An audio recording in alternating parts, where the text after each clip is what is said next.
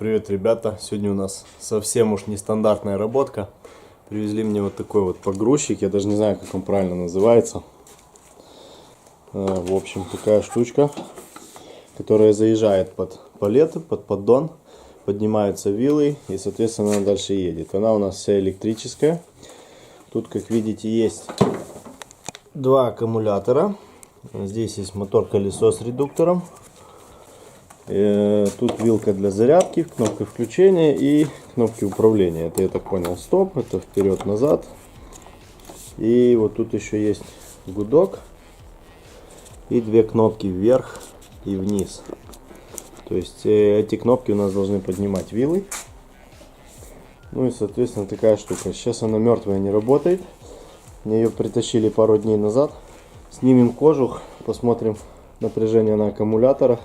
Для начала попытаемся, наверное, дать ей адекватное питание, и затем уже посмотрим, как она себя поведет.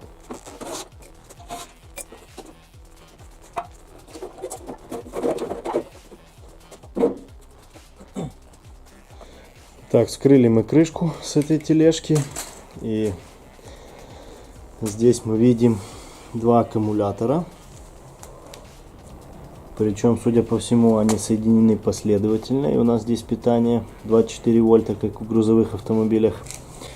Кроме того, мы здесь видим один блок и второй блок. Это, судя по всему, насколько я понимаю, блок зарядки аккумуляторов. Потому что, во-первых, здесь пишет входное напряжение 230 вольт. Во-вторых, к нему подходит вот этот шнур от нашей сетевой вилки. Так что похоже, что этот блок занимается именно зарядкой аккумуляторов. А вот этот блок, судя по всему, я так думаю, что он является блоком управления. Здесь мы видим на нем алюминиевый радиатор. Это свидетельствует о том, что здесь на нем должны быть силовые ключи, которые, судя по всему, управляют исполнительными механизмами. То есть в данном случае вот этим электродвигателем, мотор-колесом, которое тут установлено. И также, наверное, вот этим электродвигателем, который представляет собой гидронасос. Вот тут мы видим резервуар с жидкостью. И с его помощью, насколько я понимаю, поднимаются вот эти вилы, которые приподнимают поддон. Ну и, соответственно, мы с вами можем перемещать большие грузы. Здесь указанный вес 1200 килограмм максимальный, который она может приподнять. Тут мы с вами видим силовой предохранитель на 50 ампер. Кнопка основная, которая включает, полностью запускает всю систему. Здесь мы с вами видим, судя по всему, силовое реле электромагнитное. Тут мы видим два толстых плюса, красных, наверное, это плюс. И два тонких на управление. Мотор я уже говорил. И еще здесь я нашел электромагнитный клапан. Итак, я, честно сказать, первый раз в жизни вижу такую технику, ну, имеется в виду со снятой крышкой, то есть я никогда не имел дела с чем-то подобным. Решил себе взять такой квест для расширения кругозора. В общем, насколько я понимаю,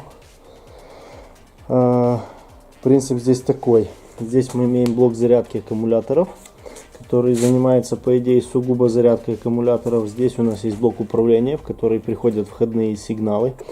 Входные сигналы у нас в первую очередь приходят от кнопок управления. И также от концевичков. Мы видим, здесь есть концевик, который отслеживает за движением вот этой всей рукоятки.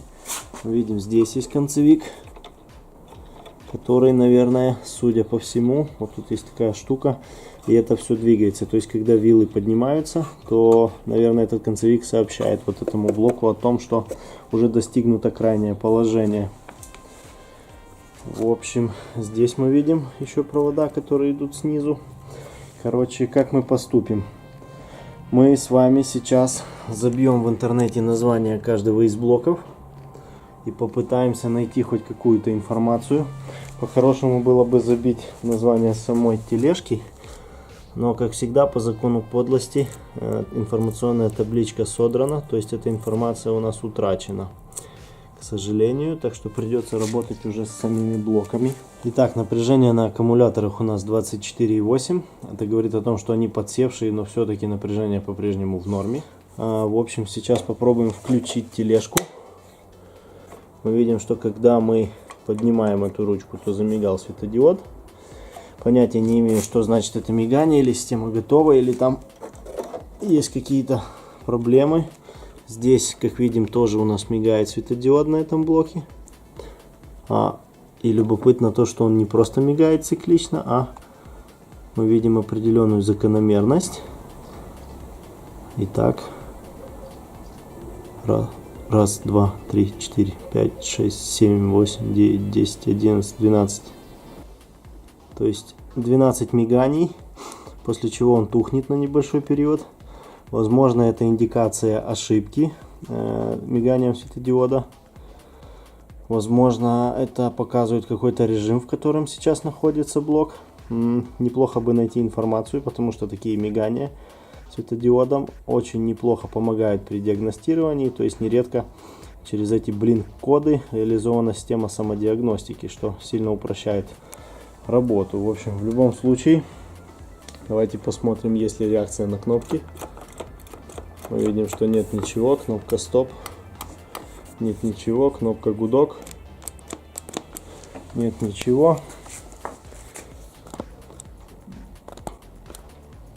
Кнопка вверх и вниз. Кнопка вверх не реагирует. Кнопка вниз. Когда я нажимаю, что-то здесь щелкает.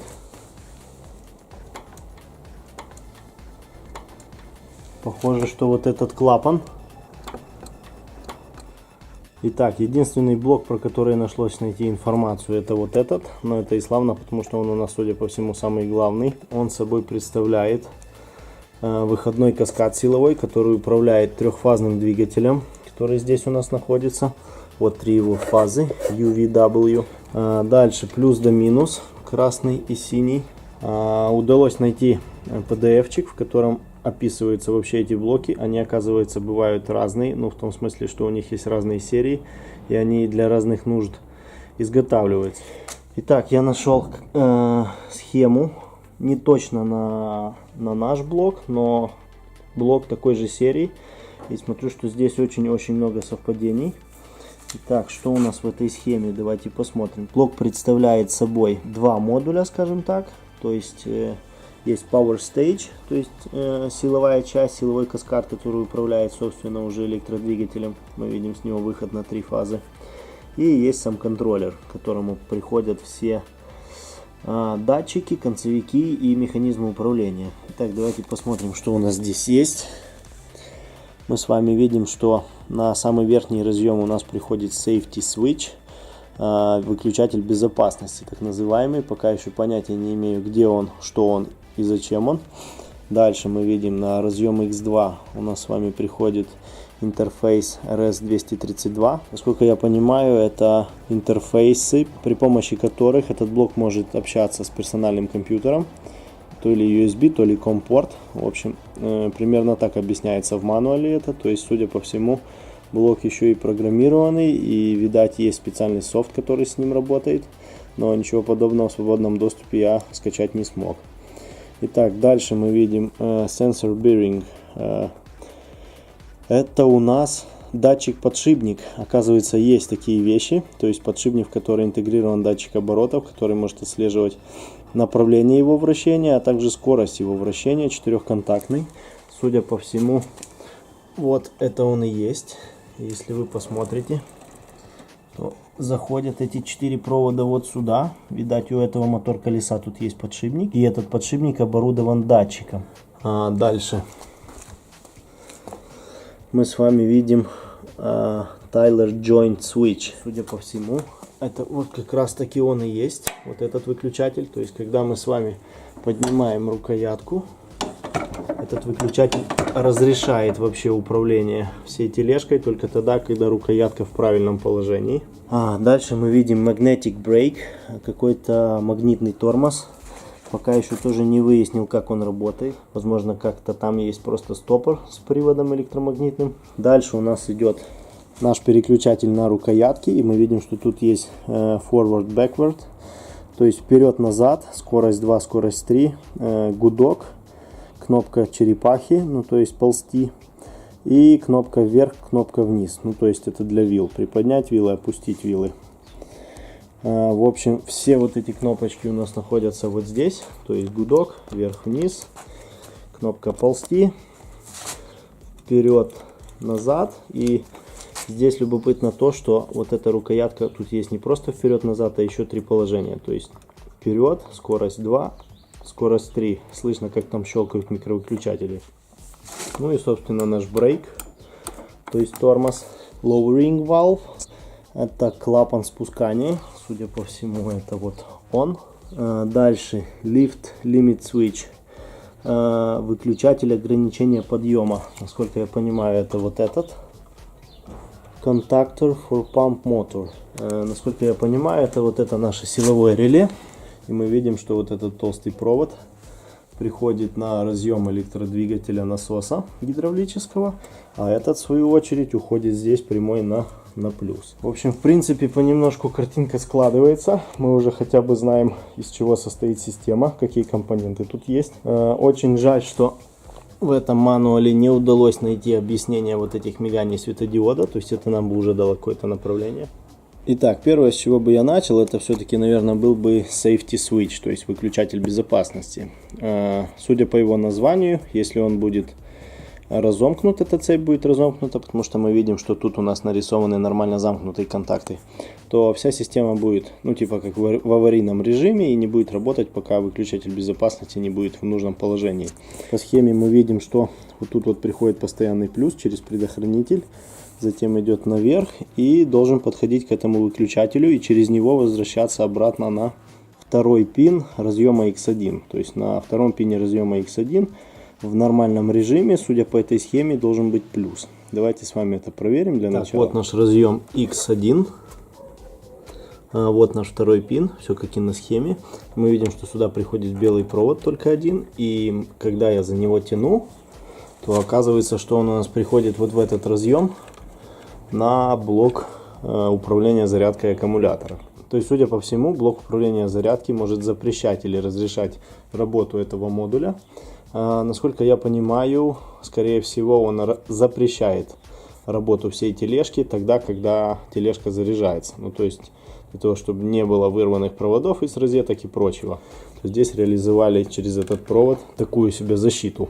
В общем, давайте сейчас проверим, что у нас здесь. Здесь должен быть плюс, когда запуск системы разрешен, и наоборот, его тут не должно быть, когда запуск системы не разрешен. Так, мы с вами подключились к этому выводу, и мы с вами видим, что там отсутствует напряжение, то есть там минус, а не плюс. Вполне вероятно, что из-за этого система сидит в аварии. То есть пока что мое предположение заключается в том, что блок зарядки аккумуляторов не разрешает этому блоку запускаться. Итак, прямой плюс я подавать побоялся, поэтому в качестве ограничения тока я использовал контрольную лампу. Правда, так как здесь 24 вольта, то я соединил две своих контрольки последовательно. Так, то есть сейчас на этом выводе у нас плюс мы подали. И теперь давайте попробуем, возможно, у нас кое-что заработает. Итак, давайте попробуем понажимать на кнопочки. О, мы видим, что-то уже отжило. Наши вилы начали двигаться. Вот так это выглядит.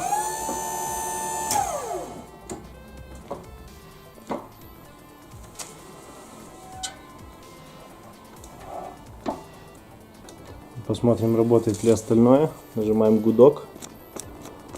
Ничего не происходит. Нажимаем улитку. Ничего не происходит. Пробуем двигаться вперед-назад. Ничего не происходит. И кнопка стоп. Ничего не происходит. То есть единственное, что у нас заработало, это подъем по высоте. И больше пока ничего. Дело было не совсем в этом, а может быть и в этом тоже. Но в любом случае, когда мы подали сюда плюс, то тележка жила, но только частично. Итак, еще немножко я здесь разобрался.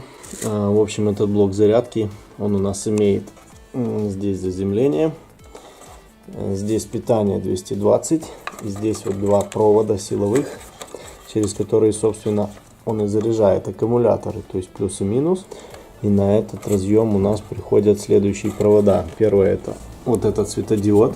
На него идет 3 провода, потому что он двухцветный, то есть и красным, и зеленым может гореть.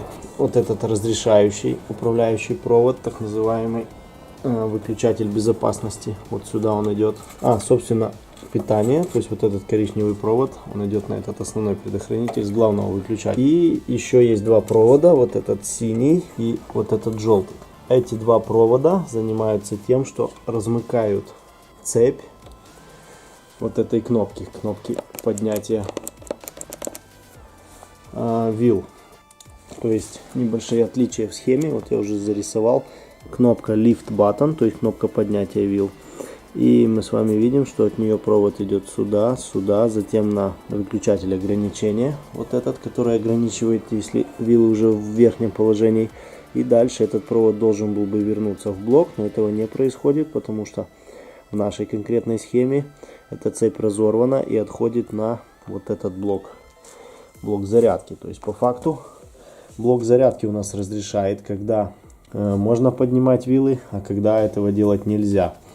И пока что я уже проверил, что вилы у нас с вами поднимаются только в том случае, когда блок стоит на зарядке. Возможно, есть привязка по напряжению. К примеру, если напряжение на аккумуляторах ниже заданного, то тогда эта функция блокируется. Пока еще не ясно, но в любом случае мы с вами еще не разобрались, почему у нас не работает электромотор, то есть мотор-колесо. Так что, наверное, сейчас мы будем вызванивать все вот эти кнопки. Все они приходят вот таким кабелем. У нас на все кнопки должен приходить один плюс с 5-го контакта разъема S4. И этот плюс, в свою очередь, будет подаваться в соответствующий провод, соответствующие кнопки. И дальше он должен был бы что-то управлять. Так что сейчас вызвоним. Так, мы с вами видим, что на пине номер 5 разъема X4, как и на схеме, есть плюс. То есть наша контролька светит. Это говорит о том, что этот плюс подается все-таки на кнопки. Во всяком случае, он выходит из блока. Теперь давайте попробуем нажать какую-то кнопку. И убедимся, что плюс возвращается обратно на разъем. Давайте, к примеру, вот мы видим кнопка Forward, то есть вперед. То есть мы видим, что когда мы ее нажимаем, этот плюс должен через контакты кнопки податься на вот этот вот контакт. То есть он у нас будет 3-й сверху с левой стороны. 3-й сверху с левой стороны, вот он. Вставляем сюда контрольку и пробуем, нажимаем на кнопки, и мы видим, что реакции нету. Ну, соответственно, поэтому и мотор не крутится, насколько я понимаю. То есть это уже проблема, с ней надо разбираться. Итак, открыл я нашу рукоятку, наши кнопки, и смотрите, что я тут обнаружил. То есть этот разъем я не снимал. Он здесь просто висел. То есть, насколько я понимаю, он либо выпал, либо кто-то его сдернул отсюда. В общем, в любом случае, как видите, наша проблема как минимум заключается в этом, что наши кнопки отключены от основного шлейфа. По-видимому, были болтики, которые должны были это фиксировать, но их уже нету. И, соответственно, он очень легко снимается. Даже и, скорее всего, он просто выпал в процессе эксплуатации. В общем, сейчас попробуем подключить разъем и попытаемся запустить нашу тележку. Мы видим, что по-прежнему ничего не происходит. Проверим, появились ли сигналы на вот этом разъеме. Возможно, у нас еще есть приколы и по проводке. Итак, мы видим, что здесь по-прежнему ничего нету. Хотя сейчас разъем подключенный. Так что, наверное, сейчас проверим контрольку. Да, контролька светит. Так что, наверное, сейчас есть смысл проверить целостность проводки. И целостность... О, теперь что-то появилось. То есть мы видим, что только сейчас наконец-то что-то есть. Итак, вытащил я эту кнопочку и проверил отдельно здесь на месте все микровыключатели. Каждый из них исправен. И до этого разъема из них выходит напряжение, так как и должно быть при нажимании кнопки. Затем я проверил все эти напряжения вот на этом разъеме. Прошелся по всем кнопкам схемы И как видите, у нас исправны все кнопки, кроме второй скорости и движения вперед. То есть на этих проводах, когда я нажимаю кнопки, питания нету, но нету уже именно на этом разъеме, хотя еще есть на вот этом разъеме. То есть это нам скорее всего говорит о том, что у нас есть обрыв провода, этих двух проводов сигнальных, от рукоятки до блока. Итак, в общем, не стал я разбираться, где именно эти провода обломались, потому что в любом случае неохота резать этот кабель, они тут все классно упакованы. Здесь было 4 незадействованных провода, и я перекинул наши неисправные провода, которые имеют обрыв, на рабочие провода. И точно так же сделал и с этой стороны. И теперь у нас все концевики работают, все полностью. Также я проверил наш электродвигатель. Сопротивление между всеми обмотками составляет 0,5 Ома во всех комбинациях. В общем, сейчас, наверное, сделаем порядок с этими клеммами. Видно, что она подгорелая, толком не обжатая. Итак, народ, короче, я восстановил эти клеммы, поставил их на место. Попытался запустить тележку, ничего не произошло. Тогда я дал плюс разрешающий на вот этот контакт, и она у меня сдвинулась вперед и типа как уперлась, затем сдвинулась назад, то есть она немножко съехала, после чего перешла в аварию и перестала двигаться. И теперь мы видим, что светодиод снова мигает, и если раньше он мигал 12 раз и пауза, то теперь он мигает 1, 2, 3, 4, 5, 6, 7, 8, 7 раз и пауза. То есть, судя по всему, действительно этот блок поддерживает самодиагностику. Здесь есть блин-коды. Очень жаль, что не удалось найти описание этих блин-кодов. В общем, в любом случае, когда я пытался сдвинуть тележку вперед, то было слышно, что команда на мотор-колесо была подана. Он даже сдвинулся с места, но потом уперся как будто бы на какой-то стопор. Итак, я попробовал выключить и включить тележку, после чего наш светодиод начал гореть, а не мигать. Судя по всему, это свидетельствует о том, что блок обнулился, ошибка сбросилась. Сейчас он готов работать. И теперь, если я нажму назад, к примеру, то мы видим, что тележка начинает ехать. И назад она едет спокойно, а когда я нажимаю вперед, то она теперь тоже едет.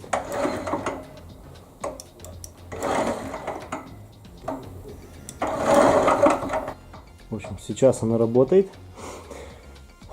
Толком не ясно, почему до этого она переходила в аварию. В общем, я думаю, что сейчас нужно собрать все сопли, чтобы все не висело и не разваливалось. Там, где мы уже закончили, там еще все пропаяем, соберем, привяжем, чтобы ничего не болталось. И будем дальше продолжать ее тестировать. Итак, я проехал еще немножко. И теперь, когда я нажимаю кнопку, слышно, как гудит мотор, но сдвинуться он не может. Ни вперед, ни назад. Лично у меня создается впечатление, что что-то блокирует сам мотор. Возможно, это электромагнитный тормоз, который есть на схеме. То есть, по идее, из-за него тележка не может сдвинуться. И, соответственно, надо разобраться еще с этим. Итак, в общем, высадил я нашу тележку на домкраты для того, чтобы она не убегала от меня. Сейчас я открутил болты электромагнитного тормоза. Он у нас нормально остановлен, то есть имеется в виду, что когда на него не подается питание, то колесо заблокировано, и оно у нас одевается вот сюда. Пока что проблема в том, что колесо не крутится адекватно из-за того, что не отпускается электромагнитный тормоз. То есть сейчас, когда он снятый, я могу подвигать ручкой, и мы видим, как колесо запускается в одну сторону, в другую сторону. Кроме того, работает вот эта кнопка. То есть если мы едем назад и нажимаем эту кнопку, то двигатель останавливается и откатывается вперед. Насколько я понимаю, это сделано в целях безопасности. То есть, когда оператор сдает назад, и если что-то пошло не так, и оно упирается в живот, да, в тело оператора, то, соответственно, мотор сразу переключает направление вращения, и тележка откатывается, чтобы не придавить оператора. Итак, нашлась еще и проблема по механике. Сейчас я заставлю двигаться колесо, и пружина будет прокручиваться вместе с осью, хотя такого быть не должно.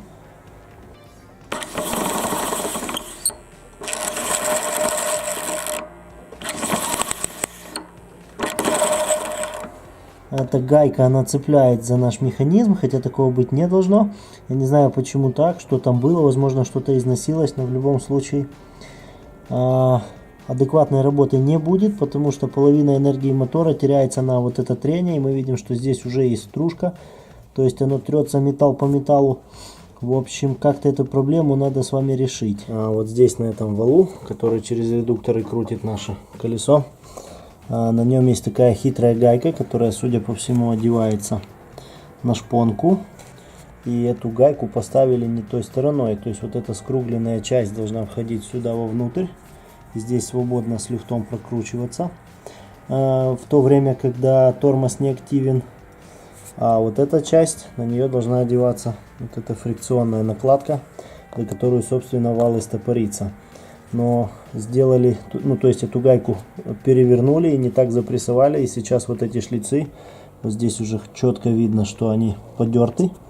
Происходило это из-за того, что вот эти шлицы у нас терлись об вот эту вот втулочку латунную, то есть так быть не должно. Соответственно, даже когда тормоз не нажатый, когда он не задействованный, то все равно гайка терлась об вот эту втулку. То есть сейчас ее надо спрессовать, перевернуть и собрать так, как положено. Итак, перепрессовал я гайку, теперь она стоит правильной стороной. Сюда нормально одевается наш фрикционный диск. И теперь можно собрать электромагнитное сцепление. Теперь все там сядет внутри и ничего не будет цеплять. Мы слышим, как срабатывает электромагнитное сцепление, и мы также видим, как оно срабатывает.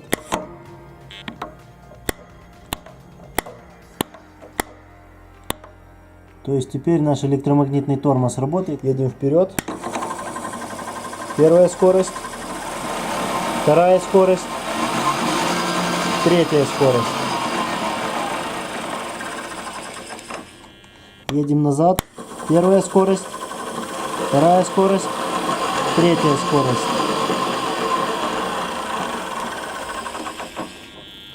В целом работает, сцепление тоже работает. Можно теперь его закрыть.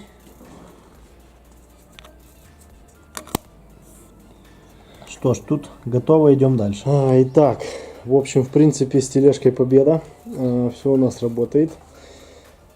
Первое, что мы сделали, это закрепили все те сопли, которые тут висели. То есть теперь везде есть хомутики. Почти пачка хомутов ушла на то, чтобы здесь ничего нигде не болталось. На то, чтобы все было закреплено и так далее и тому подобное. Также пришлось здесь добавить саморезы, потому что все это уже разваливалось. В общем, в любом случае, теперь все работает. Итак, следует отметить, что для того, чтобы все заработалось, пришлось обойти две блокировки. А именно, как я уже говорил, у нас здесь есть блок зарядки аккумуляторов, и там у нас есть блок управления всей тележкой. Получается, что блок зарядки аккумуляторов имеет две блокировки. Одна из них блокирует движение этого электродвигателя, вторая блокирует движение вил наверх, но при этом спускать их по-прежнему можно. Сейчас с этим блоком есть какая-то проблема, потому что он не разрешает запуск двигателя и не разрешает движение вил. Насколько я понимаю, это происходит из-за того, что ему не нравятся какие-то параметры по аккумуляторам, то есть либо зарядка, либо ток зарядки, либо остаточное напряжение, я точно не знаю. Но, как мне объяснил владелец, когда-то здесь стояли гелевые аккумуляторы, а теперь стоят свинцово-кислотные. Соответственно, из-за этого могут быть проблемы, насколько я понимаю, то есть ему не нравятся какие-то обратные связи по аккумуляторам, и, соответственно, поэтому он не разрешает запуск двигателей для того блока. Я сейчас эти блокировки обошел, причем обошел таким образом, чтобы можно было в любой момент вернуться на штатную систему. То есть сейчас просто стоят перемычки в виде предохранителей вот таких на 1,2 ампера. Я специально набрал как можно меньше. Они стоят на проводах, через которые осуществляются блокировки. То есть эти провода разрывает тот блок, а мы с вами соединили их напрямую через вот эти предохранители. То есть для того, чтобы вернуться на штатную систему, все, что нам нужно, это вытащить предохранители, и, соответственно, все должно заработать. Для того, чтобы восстановить штатную систему без вот этих перемычек, Для начала нужно попробовать вернуться на заводские аккумуляторы гелевые. Если этот вариант не пройдет, то тогда остается замена или ремонт вот этого блока заряда аккумуляторных батарей. Потому что по факту здесь нет никаких входных сигналов или еще чего-то, что можно было бы диагностировать. То есть у него есть питание от розетки, у него есть заземление, у него есть 2 силовых провода, через которые этот блок заряжает аккумуляторы. И здесь у нас есть 7 проводов. 3 из них идут на светодиод вот этот. И остальные используются как раз таки для блокировок, которые мы и обошли с вами сейчас. Так что в целом на этом наш ремонт будет окончен. Мы заставили ее двигаться. Кроме того, мы разобрались, в чем было дело. То есть, если владелец пожелает таки вернуться на штатную систему, то он знает, что делать. Для начала пробует менять аккумуляторы на заводские. Если не поможет, тогда меняет этот блок. Либо отдает его в ремонт, потому что я уже за это браться не буду. Или пользуется так, как мы ему сделали. В общем, собираем все на место, и я вам покажу, как это чудо катается. Итак, собрал я крышку. Добавил нехватающих болтов. Крышка, правда, уже такая поломанная, но тем не менее все собрали. Вот так вот тележка ездит.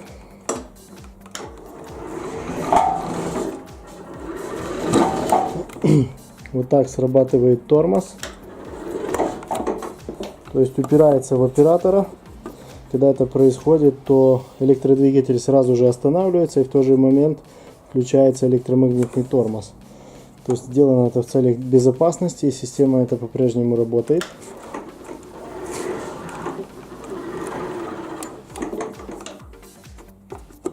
В общем, в целом я доволен. Есть фафа, есть вилы. Поднимаем. Опускаем. Так что в целом с этой тележкой порядок. Можно звонить клиенту, чтобы он ее забирал. Интересная была работа. Пришлось немножко поднапрячь мозги, поискать информации, но тем не менее, как видите, справились.